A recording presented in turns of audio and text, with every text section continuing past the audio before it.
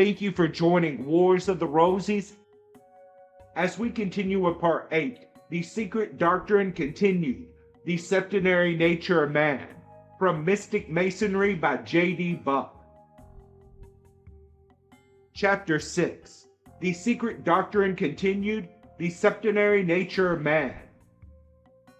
We speak of life, of will, of desire, and of love as principles manifesting in nature and recognized by results. In themselves they may have no definite form, yet are they none the less potent. These principles may take the form of the body of man, as water takes the form of the vessel that contains it, which, if congealed, retains the form of the vessel. Still, it is true that water as a body has no definite form of its own. So it is with the principles we are considering. They are metaphysical concepts, not tangible things, but they are causes that lead to tangible results. It has already been stated that each principle is correlated to a plane, a planet, and a race, and that the human principles are, on every plane, correlated to the sevenfold occult forces. It has already been shown how the substances of different planes interpenetrate with the dominant core, determining the vibration on any plane. As to the general method of evolution in man, or the relationship of anthropogenesis to cosmogenesis, it may here be noted that in the various processes of cooling and hardening by which the Earth has reached its present state from the fire mist or nebulous mass, recognized by modern science, long ages are consumed and various definite stages are reached. The Secret Doctrine teaches that man, like the Earth, exists potentially in the fire mist, and that he has evolved downward into matter, paripatsu, with the Earth he inhabits, and of which he is an integral part.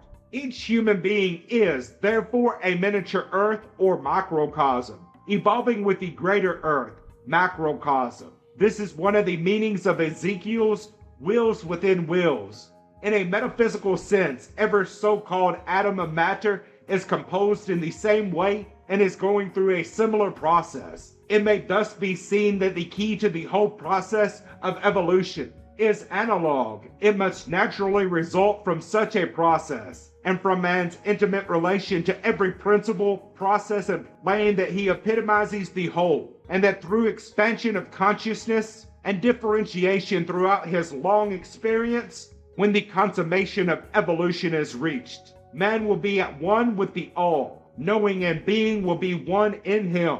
Hence, he will be a god in the Platonic sense. This is precisely the view set forth by Herbert Spencer as the consummation of human evolution, where absolute power and supreme knowledge result. Place over against this view of the infinite possibilities and transcendent destiny of man those of any of the exoteric religions, or of materialistic science and the old wisdom religion, stand alone as the divinest revelation ever made to humanity. During the life of man in the animal body on the physical plane, he is composed of 7 principles. These are the Atma, Buddhi, Manas, Karma, ethereal body, life principle, and physical body. The order in which they are named here is from highest to lowest, or from spirit to matter. The first 3, namely Atma, Buddhi, Manas, are symbolized by a triangle. This is the oldest trinity known to man, and is the origin of all the trinities and all the exoteric religions of the world. As already shown, the ineffable name written in the triangle refers to the one universal principle, antedating creation and lying back of all evolution. Christos is called the Word, but is not insult. Atma in man represents insult in cosmos. Hence it is called a spark of divinity. They are one in essence. Atma, Manas, and Buddhi represent Father, Son, and Holy Ghost. When Christ ascended to the Father, he raised his consciousness to the 7th or Atmic plane, and became in fact, no longer in essence only, one with God. These 3 principles in man compose the spiritual soul, the immortal part of man, while Atma, Buddhi constitute the higher self, the latent or potential God in man, the lower quaternary body, life principle, form body, and karma or desire, are symbolized by a square. To make it plain, let us say that the triangle incarnates into the square. That is, the soul or spiritual descends into matter. It has already been shown in a previous chapter what is the orderly relation of the 7 principles. The body is the vehicle of life. Life is the vehicle of the astral body. The astral body is the vehicle of Kama. Kama is the vehicle of Manas. Manas is the vehicle of Buddhi. And Buddhi is the vehicle of Atma.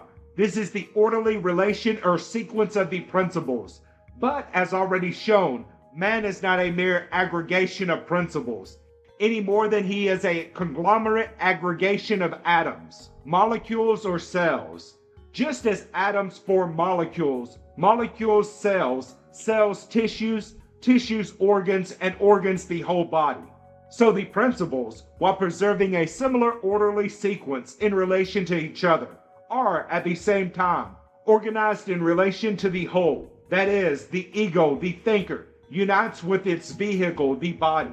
Physiology has determined that certain functions are performed by certain organs, and that certain tracts are sensory and others motor, that there are coordinating centers of motion or of sensation, like the cerebellum, the medulla, or the sensory ganglia, and has assigned thought, memory, reason, and volition to the cerebrum. But neither physiology nor modern science has been able to arrive at the slightest concept as to what mind or soul really are. Beyond functions of organs or results of organization, empirical facts in hypnosis show processes actually taking place that cannot be classified under any known physiological law. The point at which the triangle touches the square, that is, where the spiritual soul forms the connecting link with the physical body, is through mind.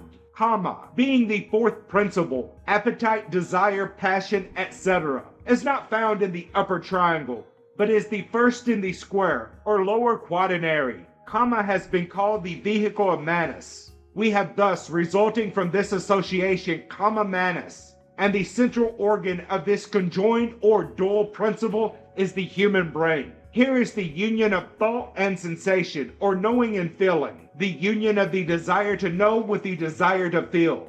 Here is, furthermore, the organ, seat, and nature of self-consciousness in man. On the upper side of the point of union, we have the will. On the lower side, desire. This union of Manas with Kama, or mind with desire, is called the lower mind, or lower Manas, because it always involves the personal equation. Let the union exist, but the desire be entirely subordinate and impersonal, and the higher mind becomes free. The terms of the personal equation are united with both, or merged in the next higher. This at one meant of the lower man with the divine, or Christ at one with the Father. So long as the lower mind is held in bondage by desire, man cannot seek or discern the good or the true. He inquires, what is good for me? Freed from desire or the personal bias, he inquires after and seeks for that which is good or true in itself. When this condition is reached and habitually maintained, the square is said to be enclosed in the triangle. The whole lower nature is said to be at one with the divine or spiritual soul. Man's knowledge and power are no longer confined to or circumscribed by the lower plane or the physical body, but transcending these by regeneration or self-conquest and becoming perfect in humanity, man attains divinity. In other words, he becomes Christos. This is the meaning, aim, and consummation of human evolution, and this philosophy defines the one only process by which it may be obtained. The perfect man is Christ, and Christ is God. This is the birthright and destiny of every human soul. It was taught in the Greater Mysteries of Antiquity, but the exoteric creeds of Christendom, derived from the parables and allegories in which this doctrine was concealed from the ignorant and profane, have accorded this supreme consummation to Jesus alone, and made it obscure or impossible for the rest of humanity. In place of this, the grandest doctrine ever revealed to man, theologians have set up salvation by faith in a man-made creed, and the authority of the church to bind or loosen on earth or in heaven. Law is annulled, justice dethroned, merit ignored, effort discouraged, and sectarianism, atheism, and materialism are the result. All real initiation is an internal, not an external process. The outer ceremony is dead and useless only so far as it symbolizes and illustrates, and thereby makes clear the inward change. The ceremony instructs, but it cannot transform. To transform means to regenerate, and this comes by trial, by effort, by self-conquest, by sorrow, disappointment, failure, and a daily renewal of the conflict. It is thus that man must work out his own salvation. The consummation of initiation is the perfect master, the Christos, for these are the same. They are the goal, the perfect consummation of human evolution. Now, with this idea of human evolution and in the light of modern science, what is it to be a master? Not a mythical master, not one so holy, so divine, so incomprehensible as to be the object of blind worship alone, and impossible to be imitated, as an idol, a fetish, but one indeed to reverence, to love, and above all, to approach and imitate. An elder brother, a compassionate teacher, a helper of the human race. By constant struggle and daily conflict, the master has conquered self. Life after life he has gathered experience. Truly hath he been a man of sorrows and acquainted with grief. He has assailed all problems, studied all sciences, exhausted all litanies, apprehended all philosophies, practiced all arts. At every step he has loved and helped humanity more and more, and sought his own desires less and less. Grown familiar thus with all the lower planes of life, by sore trial, by bitter conflict, by frequent defeat, by hope deferred, almost despairingly, he has at last renounced self utterly, and so became dead to the world. This is the great renunciation, and infinite compassion for all that lives takes possession of his soul, and an infinite peace settles within his spirit. Believest thou not that sitting in dark forest, in proud seclusion and apart from men, believest thou not that life on roots and plants, that thirst assuaged with snow from the great range, believest thou not, O devotee, that this will lead thee to the goal of final liberation? Step out from sunlight into shade to make more room for others. 'Tis from the bud of renunciation of the self that springs the sweet fruit of final liberation. The self-devotee lives to no purpose. The man who does not go through his appointed work in life has lived in vain. So shalt thou be in full accord with all that lives, bear love to men as though they were thy brother's pupils, disciples of one teacher, the sons of one sweet mother. Compassion speaks and saith, can there be bliss when all that lives must suffer? Shalt thou be saved and hear the whole world cry? But, says some modern agnostic, this is all beautiful, very fine indeed, but mere sentiment, with no foundation in fact, and no possible relation in the life of man. It will do for sentimental women, for tramps and lunatics. What then is the meaning, and what the goal of human evolution?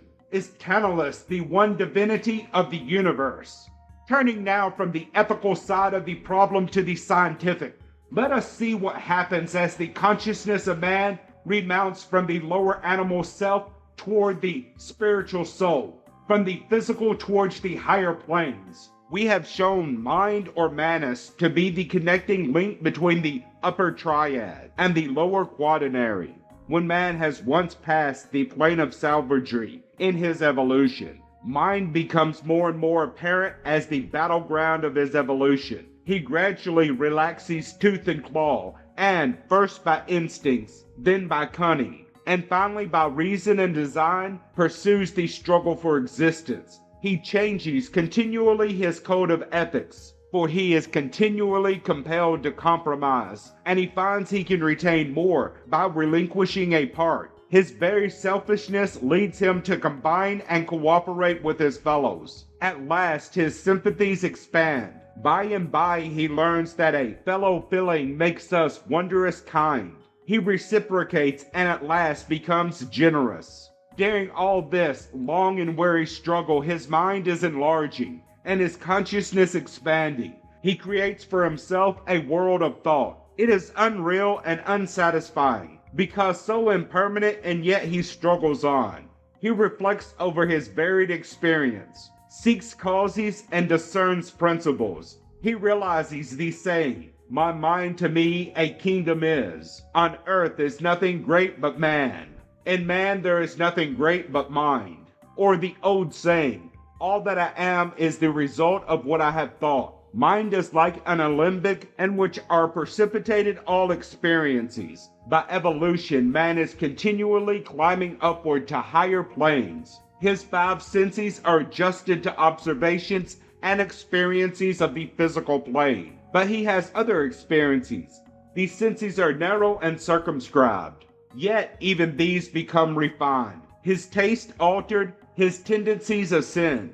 He is reaching outward as his sympathies expand and upward as his ideals become higher. There is revealed to him a whole world of experience in which the lower senses play no part. A world of aspiration in which self is not the goal.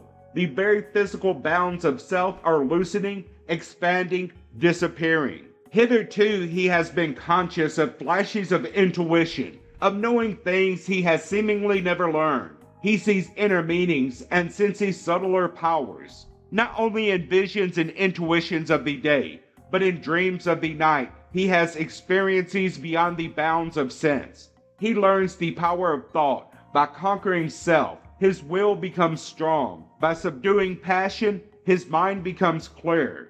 He has premonitions of coming events, for all events and thoughts and things exist first on higher planes, and are precipitated thence into matter. He becomes clairaudient and clairvoyant. He has broken the bounds of self and now functions on higher planes. As his senses and organs on the physical plane made him master there of brutes and of physical nature, even so on the higher plane, the senses and organs evolved by the same evolutionary law of experience and choice make him on the higher plane, master of men and of higher nature. All the time he is evolving organs and functions and dealing with matter and force, just as experience and reflection taught him the laws and processes of the physical plane. So his expanded and refined experiences and intuitions, or spiritual perceptions, teach him the laws of the higher plane. But, says the physiologist, on the physical plane, man has evolved physical organs which bring him in contact with nature on that plane. Even so, it is important on all planes, for analogy is the key of interpretation, as below, so above. Deep within the recesses of the skull, lying at the base of the brain, is a curious little structure known as the pineal gland, with the restiform bodies. Modern physiology assigns to it no function. Descartes called it the seat of the soul. In the average individual, it is small and apparently useless, though its focalized position and symmetrical relations to surrounding structures would seem to assign to it some very important office. It presents a different appearance in the very young, the very old, and in the idiotic, from that found in the prime of life, healthy and vigor. It has been called the third eye. The ancient Hindus called it the eye of Shiva, and it should be borne in mind that Shiva is the third person of the Hindu Trinity, and is the renewer or regenerator, not simply the destroyer. The action of this little gland may be likened to the bridge of a violin. It renders the nerve cords more tense, and thus rises the vibration of the brain tissues. It is atrophied, and therefore dormant in the average individual, because the relaxed cords, using a symbol, correspond to the vibrations on the physical plane, and it is one of the well-known laws of physiology that every organ will become atrophied from disuse. Going back to our problem of consciousness, we find mind to be the changes in our states of consciousness, orderly when governed by the will and guided by reason, disorderly when swayed by the passions or led by caprice. All these so-called senses are differentiations of the one-sense consciousness, or apperception. Reference has elsewhere been made to empirical proof that in the case of sight and hearing, or light, color, and sound, the vibrations are constant and interchangeable. Now it can easily be seen that if the one sense, being consciousness, has differentiated into several senses, so-called in man's descent from higher to lower planes, on his ascent from lower to higher planes, the differentiations must gradually disappear, and one center must combine and sensitize two or more senses. This is precisely what happens in the case of hearing and seeing, or the vibrations producing sound and color. Since empirical science has demonstrated the fact, the theory may now, perhaps, no longer excite only a sneer, for it must be borne in mind that the foregoing is one of the theories taught in the ancient mysteries. Here then is the physiological, no less than the philosophical basis of clairvoyance and clairaudience. The eye of Shiva is, in fact, an all-seeing eye, for it practically annuls space and time as concepts on the physical plane. Whether or not modern Masonry has any such tradition or any metaphysical or scientific concept regarding the all-seeing eye, so conspicuous in its symbolism, such at least is its meaning in the Secret Doctrine of Antiquity. A real master, then, has the eye of Shiva, the pineal gland, dormant in others, is active in him, and the vibrations of his brain correspond to the synthesis of sound and light. Henceforth, for him, space and time are no longer illusions, as he lives in the One, and is master of all lower planes, says the voice of the silence. Alas, alas, that all men should possess Alea, be one with the great soul, and that possessing it, Alea should so little avail. Unless thou hearest, thou cannot see. Unless thou seest, thou canst not hear. To hear and see, this is the second stage. So much as to the meaning of the word master and the methods by which adeptship is attained. Now, as to the nature of the power he possesses, or the master's word. A man's words express his ideas and reveals his character. In this sense, the creative power of deity is called the Word of God, or the Logos, and the whole process of creation, being an outward expression of divinity, is called the Logos. There is in nature one most potent force, by means whereof a single man, who could possess himself of it, and should know how to direct it, could revolutionize and change the face of the world. This force was known to the ancients. It is the universal agent, whose supreme law is equilibrium, and whereby, if science can but learn how to control it, it will be possible to change the order of the seasons, to produce in night the phenomena of day, to send a thought in an instant around the world, to heal or slay at a distance, to give our words universal success and make them reverberate everywhere. This agent, partially revealed by the blind guesses of the disciples of Mesmer, is precisely what the adepts of the Middle Ages called the elementary matter of the great work. The Gnostics held that it composed the igneous body of the Holy Spirit, and it was adorned in the secret rites of the Sabbath, or the temple, under the hieroglyphic figure of Baphomet, or the hermaphroditic goat of Mendes. Modern science is slowly rediscovering some of the secrets of antiquity, the radiant matter of Professor Crookes, the cathode ray of Röntgen, and other advancements in psychic photography, the Mayava Rupa of Bereduk, and greatest of all, the discoveries of J.W. Kelly, trench so closely on the elementary matter of the old alchemist and the August of the more ancient adepts of old India, that a student of occultism need no longer be afraid to reveal himself. There is an old legend which declares that the ancient Atlanteans, not those of Plato's island, which was a fragment of the great continent, but of the continent which sank, it is said, 50,000 years ago possessed the secret of this most potent force, referred to by Brother Pike, that they were great magicians and that they did thus change the face of the earth, as Brother Pike declares possible,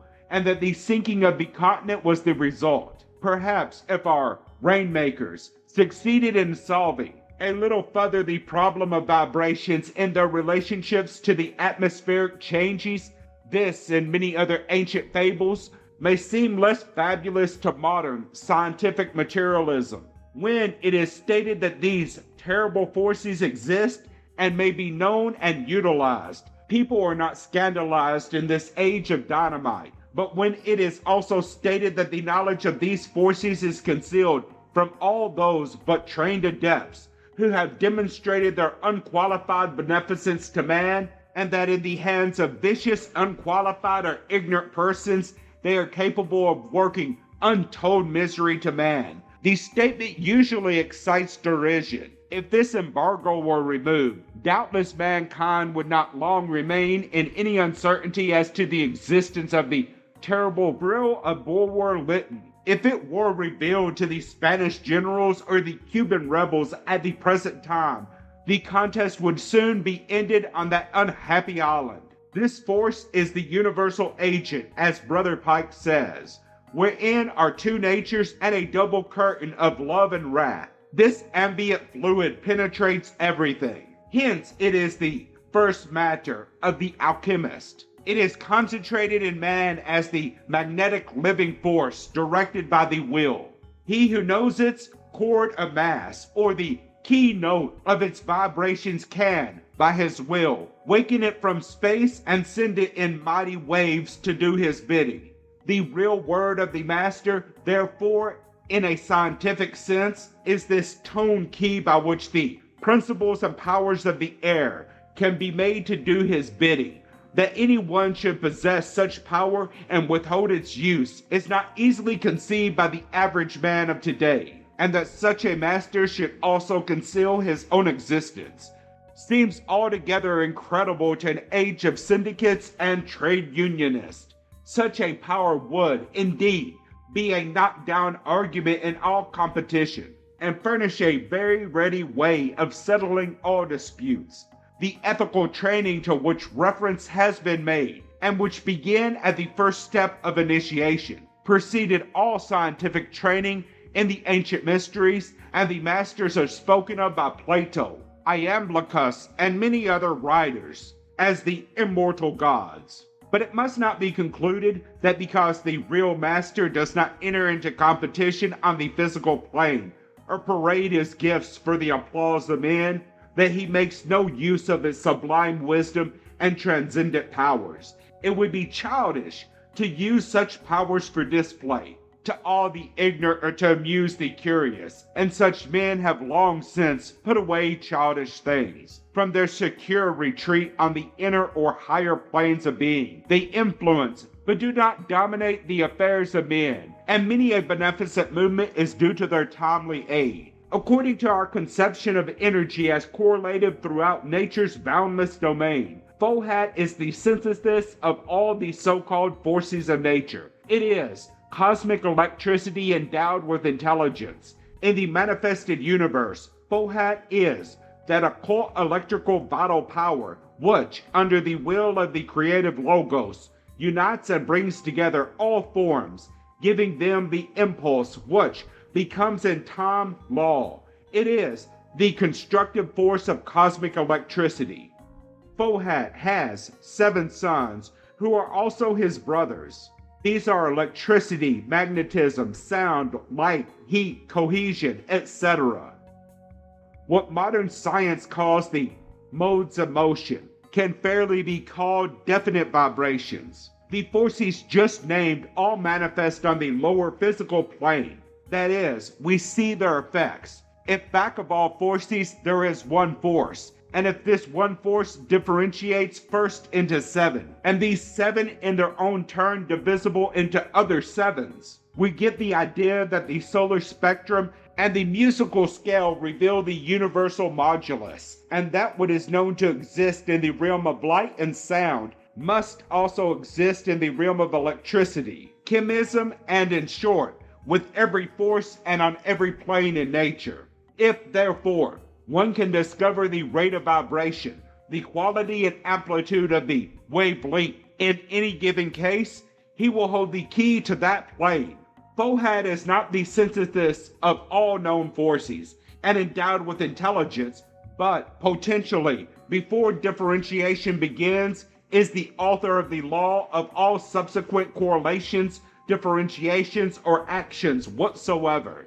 If this view is considered carelessly, it might seem to involve materialism or pantheism, but such is not the case when one realizes that Fohat is one of the highest of the Elohim or builders, the creators spoken of in Genesis, the direct agents of divinity through which the Ancient of Days or Ein Sof creates. This view will be seen to be spiritual to the last degree. The impulse of the Fohat becomes, in time, the law of all subsequent vibration. Fohat is, moreover, in the Secret Doctrine, likened to an intellectual force moved by will, as the various forces and planes in the constitution of man are derived from and correspond to similar forces and planes in nature. It can readily be seen what potencies are latent in man, and that the possession of the knowledge of these planes and forces and a trained will to use and direct them would naturally constitute one an adept or master. The mere power of thought or of the imagination, with a strong concentration of willpower, would at all times enable a real master to say, "Take notice thereof, and let it be done." The ignorant would naturally say, "What matter of man is this, that even the winds and the waves obey him?" It is said of the word aum that it has 7 meanings applicable to the 7 planes, requiring therefore 7 keys. And similar traditions exist with regard to the tetragrammaton of the Kabbalah. He who maketh the earth to quake and angels and men to tremble, even Jehovah. For the ignorant and superstitious, this has one meaning. For the intelligent student of the Kabbalah, it has many and very different meanings. The physical plane, that of the body of man, is such by virtue of the coordinate vibrations of all the principles that enter into its construction. The physical exists by virtue of the maintenance of the key or dominant chord of that plane. As long as this key can be maintained in perfect concord, health exists. Whenever the harmony is disturbed, disease results. And when the key can no longer exist, dissolution of the organism occurs and death is the result. The problem of genuine initiation or training in occultism consists in placing all the operations of the body under the domination of the will, and freeing the ego from the domination of the appetites, passions, and the whole lower nature. The idea is not to despise the body, but to purify it, not to destroy the appetites, but to elevate and control them absolutely. This mastery of the lower nature does not change the key of the physical nature as such, but subordinates it to that of a higher plane. Without this subordination, the clamorous lower animal nature drowns out all higher vibrations, as if in an orchestra the bass vowels and the drums could only be heard, and noise rather than harmony would result. Hence the old saying, "He that conquers himself is greater than he who taketh a city." From such mastery of the lower nature by intellectual effort and willpower, there results not only peace, the silencing of the clamorous lower nature, but clearness of vision and power of discernment. There results also a sense of freedom and power and a certainty of knowledge. In the Bhagavad Gita, this training is called yoga and is defined as equal-mindedness and skill in the performance of actions. This is distinguished from Hatha Yoga, which is more straining after special powers, mediumship, and is called Raja Yoga, that of the kingly or divine sort, and is everywhere portrayed as a permanent subjugation of the whole lower nature. It is, in fact, in science and a philosophical sense, the higher evolution of man, Whatever is gained in one life in this direction is carried over to the next incarnation, while all apparent gain of powers in the Hatha Yoga or mediumship is lost in future births or else is a detriment to evolution. The potency of the planes in man increases from the lower to the higher, and the whole process we have been considering consisting symbolically in placing the square within the triangle, that is, of so purifying the whole lower nature as to make it at one with the higher, the mind that functions through the physical brain, governed by the senses and appetites, and at first gives man self-consciousness, now moves one plane higher. Passion no longer rules the man and blinds him to universal laws and higher principles. The higher self in man, called his God or Christos, was formerly crucified between two thieves, namely the higher and lower manas. Hence the saying, when I would do good, evil is present with me, as the body is crucified, a symbol of death and suffering. The Christos says to one of the thieves, "This day shalt thou be with me in paradise." This refers to the higher manas, now freed from the lower nature. The other thief or the brain mind is left to perish with the physical body of the Christos on the cross of time. It may thus be seen how the battleground of man's lower nature with the higher is the mind, and that self-conquest and the higher evolution are synonymous. The process of this evolution can be expressed in mathematics and terms of exact science. Hence the old saying in the Bible, "I praise thee with my lips, I know not the numbers."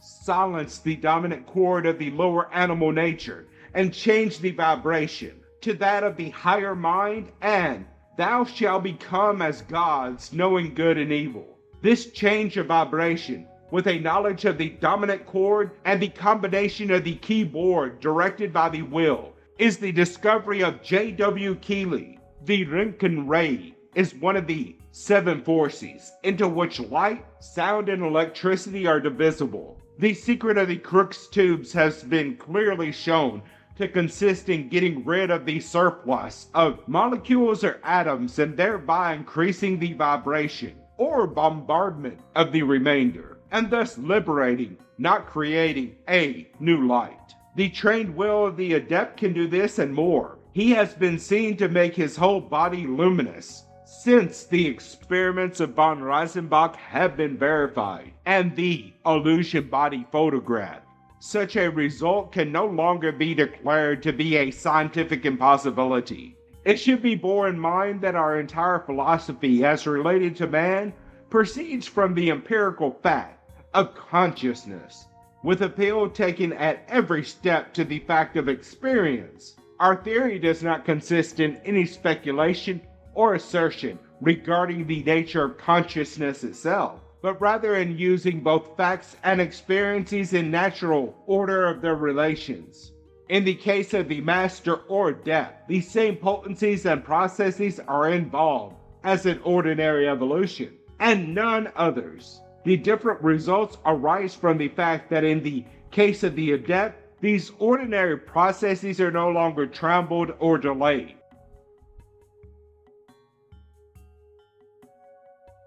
The wise ones tarry not in pleasure grounds of senses. The wise ones heed not the sweet-tongued voices of illusions. Thou shalt not let thy senses make a playground of thy mind.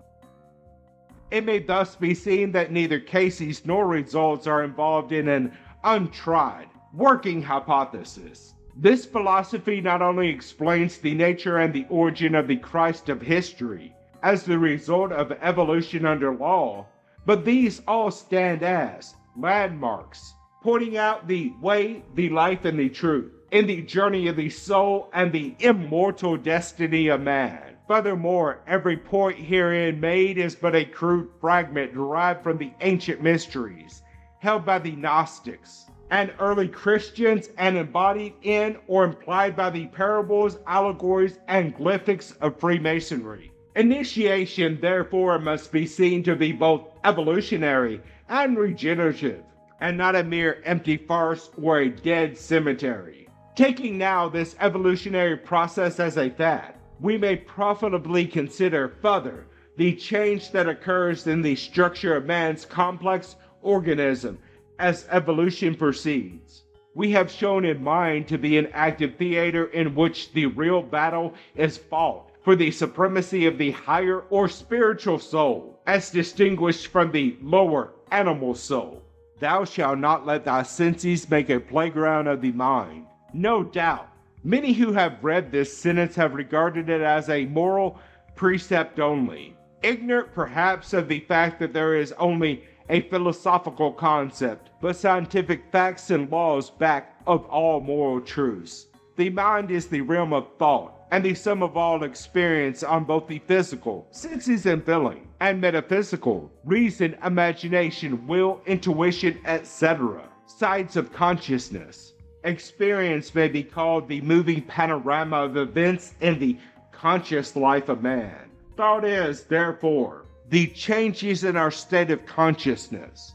Thought is the active motion, and consciousness the passive theater of the varied experiences of life. Consciousness is, therefore, to the life of man what space is to the existence and movements of cosmos, all container. The ego is a self-centered ray, a focus, the mathematical point in consciousness. That which the nucleus is to the living cell, the point from which all forces and movements emanate, and to which all counter movements and forces trend. Such is the ego, the thinker in man. The first point to be made in real initiation is for the thinker to control the thought, instead of passively and helplessly receiving all suggestions that come from the physical senses or appetites, or all that come from ambition, selfishness, and pride. He selects and chooses and wills what thoughts shall come. In this manner he acquires mastery over his mind, and frees his mind from the domination of desire, or rather elevates and purifies desire. He is no longer hag-ridden by vagrant thoughts or a victim to the ghost of a remorseful memory, or a deprived imagination. That one can thus choose the subjects of his own thoughts is really within the experience of everyone when he comes to reflect upon the subject. But few people are aware that the mind can be divested of all thought on the physical or brain side of experience. Yet, what is reverie or daydream or absent-mindedness? We have only to analyze and reflect on our ordinary experiences in order to see how natural and really commonplace are the operation of these occult laws. When this process is intellectually conceived and persisted in, the mind grows clear and the will strong. And for this change, there is a physical basis and a scientific law, and there must be corresponding changes in the physical plane. This change occurs on the karmic plane, which is now subordinate to will and reason, and also in the astral or foreign body. This is the vehicle of karma, or passion and desire. This astral body is the mode or pattern around which the physical structure is built, which it precedes and survives for a short time after death. In relation to the molecules and cells which constitute the tissues of the body, the astral structure is atomic. The astral body of each separate incarnation is the immediate result of the thoughts and experiences of the preceding life, modified, however, by all previous lives. It is invisible to ordinary vision, but fortified by the strong dregs of karma. In a gross and passionate individual, it may appear as the ghost or wraith seen at times near cemeteries. It has also much to do with the ghost and materializations of the seance rooms. This astral principle, like all the other seven, really six exclusive of the highest, is sevenfold in its constitution in man, and it is the lowest of which we have been speaking. This astral is one of the principles of the square or lower quaternary, and is, therefore, the real spiritual soul or immortal part in man. With this crude outline of the form body, we may now return to the process of regeneration, the change resulting from self-mastery and the subjugation of the lower animal nature, strengthens the form body and liberates it from the physical shell, instead of this astral or form body, saturated with the gross animal spirits or kama, being held to the vibrations of the mere animal and physical nature, and thus holding consciousness to the keynote of the physical plane, involved in the lower animal life. The vibrations are now raised one plane higher. The action of the pineal gland and restiform bodies hereto described now come into play with the purified and liberated form body. The physical body is still the vehicle of the ego on the physical plane, but it is no longer a dark prison house with animal lust and pride as goalers. It is a common experience, and often consciously so, that we journey when we sleep. We go out of the body and visit scenes and gain experiences during the sleep of the physical senses.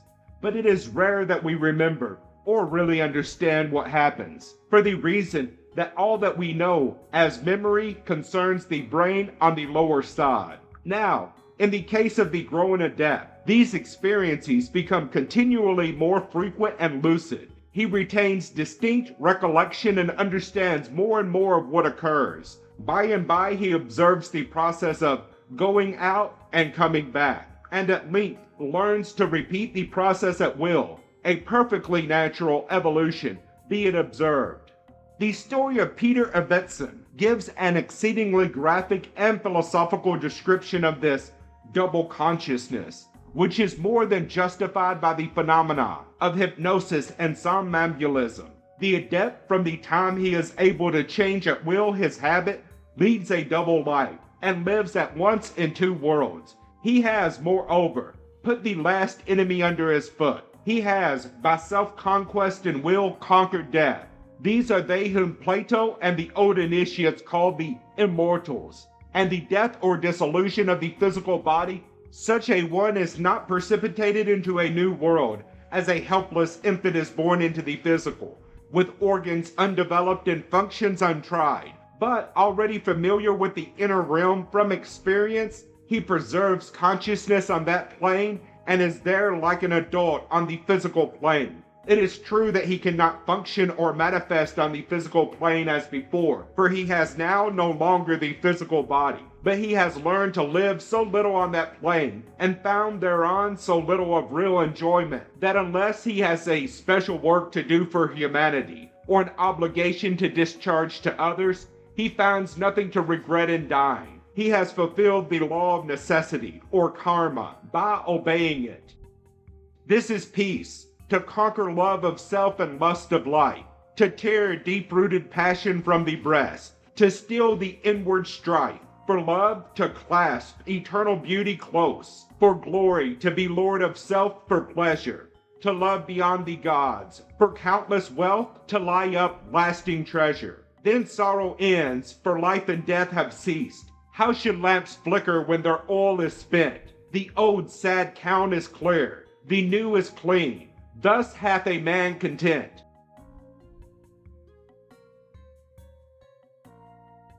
Hark from the deep, unfathomable vortex of that golden light, in which the victor bays, all nature's wordless voice in thousand tones ariseth to proclaim, joy unto ye, O men of my Alba! A pilgrim hath returned back from the other shore. A new Arhan is born. Such in philosophy, in science, in fact, and in truth is a master, as the natural product of self-conquest and evolution, and not as a miraculous creation. The knowledge possessed by such a master, and the power which he finds subject to his will, are derived, as in ordinary cases, from the whole range of his experience. One has only to use good judgment and thoughtful observation in experimenting along the lines indicated, and to go but a little way to be convinced of the truth involved in the philosophy of self-conquest. It is no go as you please evolution.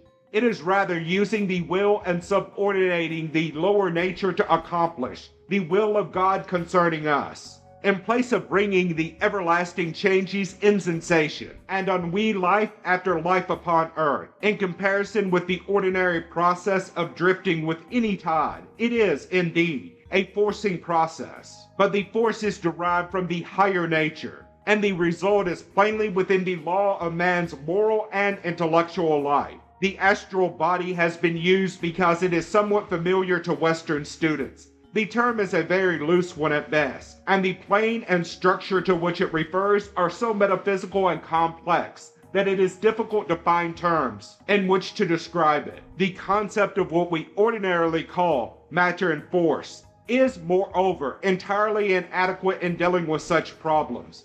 Electricity, for example, is not simply a mode of motion or a fluid, but a correlate involving life and intelligence, with latent consciousness and moved by will, a duality in itself, accordingly as it manifests as the substance of one plane or the energy of another. Furthermore, the problem of consciousness as related to space and time, already pointed out, makes it difficult to put in exact terms the experience of the ego on the supraphysical planes. In going out of the body, for example, there is a freeing of the centers of action always resident in the astral or the atomic body from the physical organs and tissues, and a consequent change of the planes of consciousness. Synchronous vibrations now occur between the centers of consciousness in the astral body and the whole astral plane. Just as before, the synchronism existed between the physical body and the physical plane in relation to physical consciousness. The astral body, therefore, need not leave the vicinity of the physical or travel through space to take cognizance of events elsewhere transpiring. This, furthermore, remains true even in cases where the apparition of the individual is seen at great distances from where the physical body is at the time reposing. Thought is, in every case, a vibration molding substance into definite forms. Whenever we think of a person near or far, we create a thought image of that person. This form necessarily varies according to the clearness of memory or imagination and the strength of will.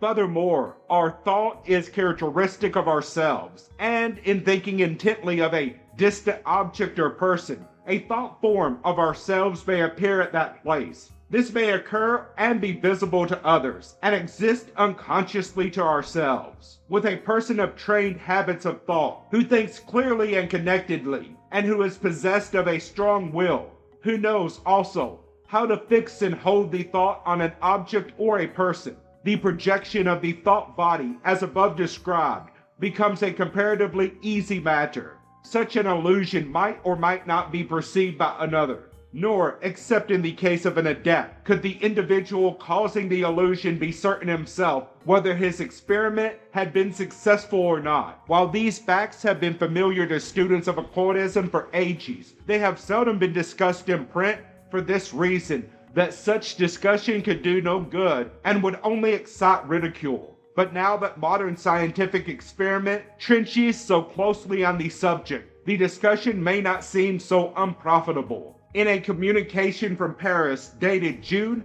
27, 1896, a description of psychic photography is given, as presented to the Paris Académie de Médecine by Dr. Baraduc.